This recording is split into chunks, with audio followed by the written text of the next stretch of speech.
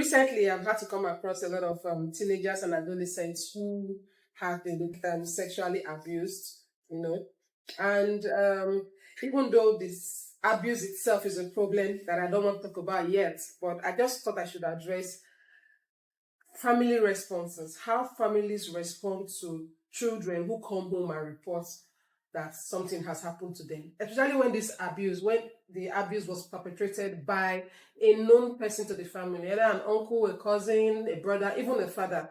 And then I've had cause to witness in recent times mothers bring their children into therapy, come a therapist, and they're blaming the children. They're blaming a 12 years old for being sexually abused or being molested. You're blaming a 9-year-old for dressing provocatively. That's probably why the choir master in church touched them inappropriately. It's just really, really crazy.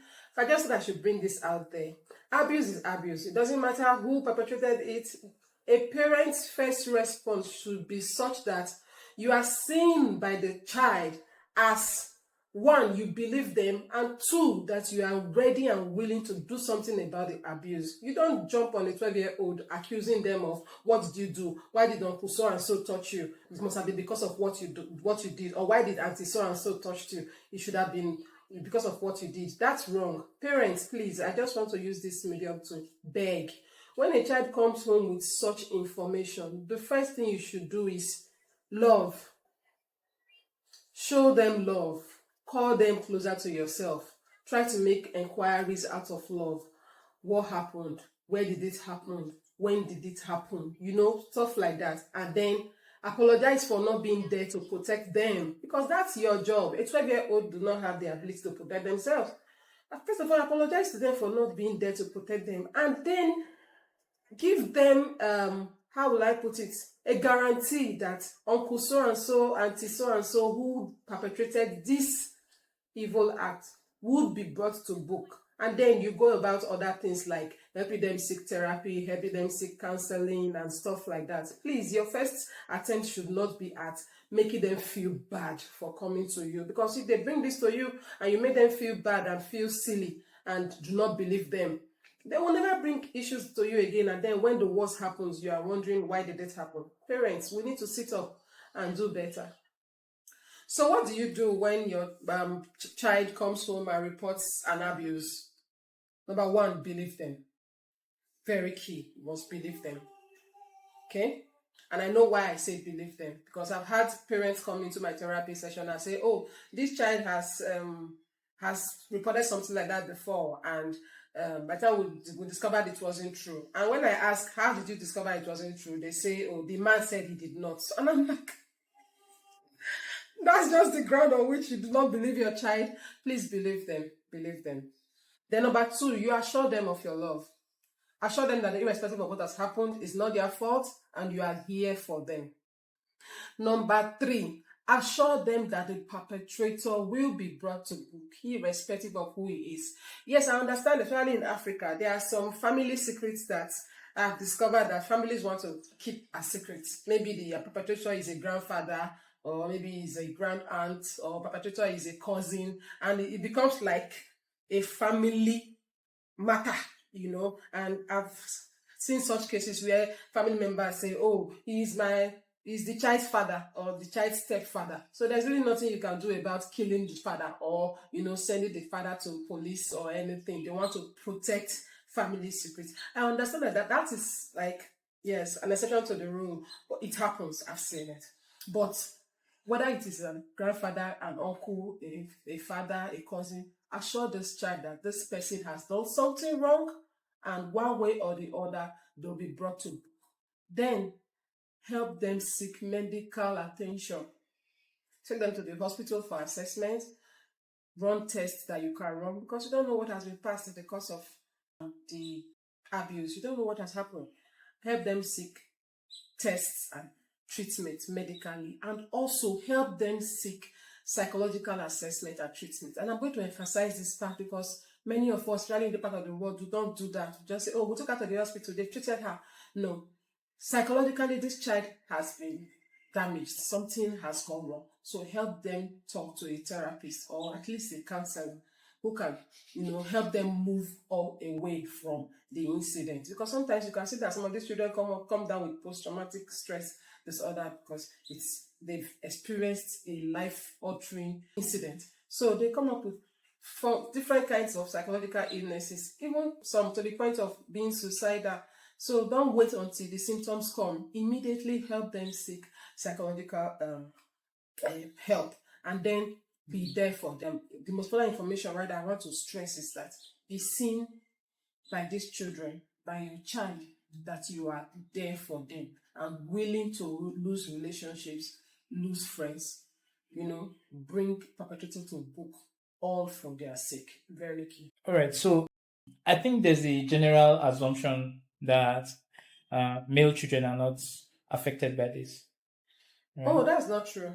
Oh. Male children are also affected by sexual abuse. We've had cases of male children reporting were molested or abused by an aunt, a house help, a teacher at school. Males experience sexual abuse not as much as females, but it has been seen even in practice that males also come and report that, okay, so and so person touched me inappropriately and all that. So it is definitely not just females, because we are so used to, most of the time, especially in African setting, how we parade the male child as you have to be strong and everything. So males don't come to therapy, or as some.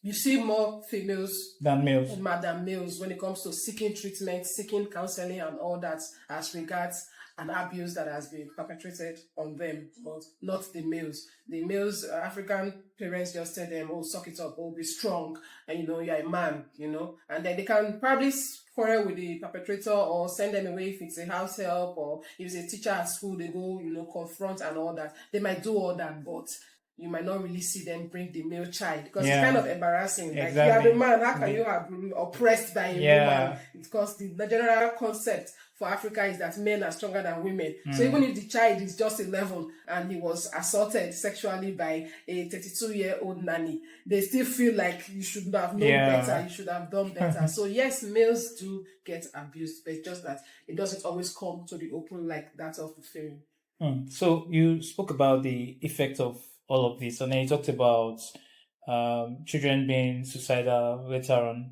but are there other effects that...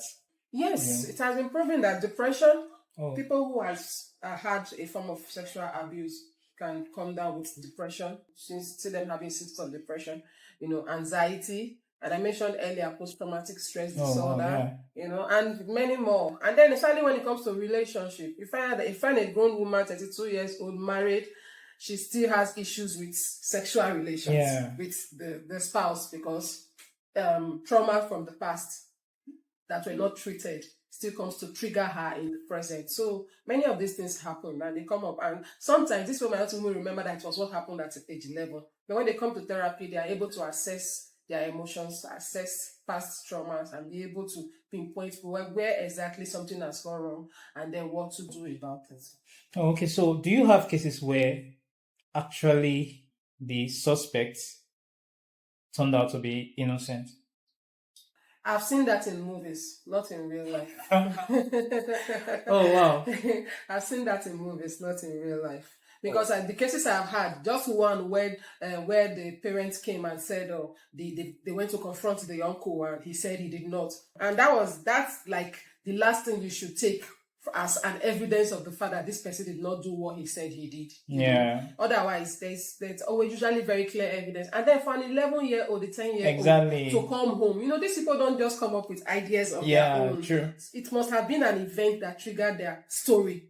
To come home and say, oh, daddy, somebody touched me in the wrong way. Or a friend who told me that the son came home from school one time and while she was trying to bathe him, he was busy trying to push her head down to his genitals. And what are you trying to do? He said, I put your mouth there like auntie used to do. Oh my God.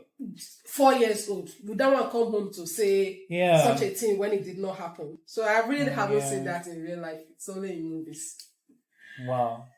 Okay, so I understand that this sometimes can be as shocking for the child, maybe not exactly as shocking, but this can also be shocking for the parents too. Yeah. So most parents would just not know how to the right way to act, right? Um, so is there like any course of action for treatment for What? Yeah, there is. One good thing I've always said to parents is that we have to also be mindful of our mechanism, our coping mechanism when it comes to situations, especially generally. Most times children learn adaptive or maladaptive coping mechanism from parents. Oh wow. So if this child is coming home to a naturally anxious parent who is impulsive, responds impulsively to situations, then they will meet that's the kind of parents that you meet shouting and responding in a very, very funny way, But if parents themselves has learned how to cope with stressful situations over time, by the time this child comes, they are calm, which is very important. Your child has to see you calm, and in charge, in control. But when you are child is crying about what has happened and you too, you are crying and and wailing and all that, the child is wondering. In short, they themselves will start feeling guilty. Now I'm making my parents feel sad. I shouldn't have brought this thing. I shouldn't have said this thing, So parents, you also have to learn to be calm in trying to assess what really happened and how to go about it. So mind development is just important for everyone. Everyone. Especially parents, because you are raising the next generation. And they are like, what we call about computer those days, garbage in, garbage out. Exactly. It's what they see you do, you do. It's modeling. It's a theory of learning. It's what you give them, they give back.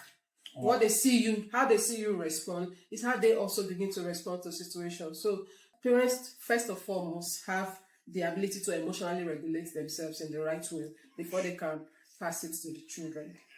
Maybe we'll talk about emotional regulation another time. Yeah. I think that's one really very important topic to talk about.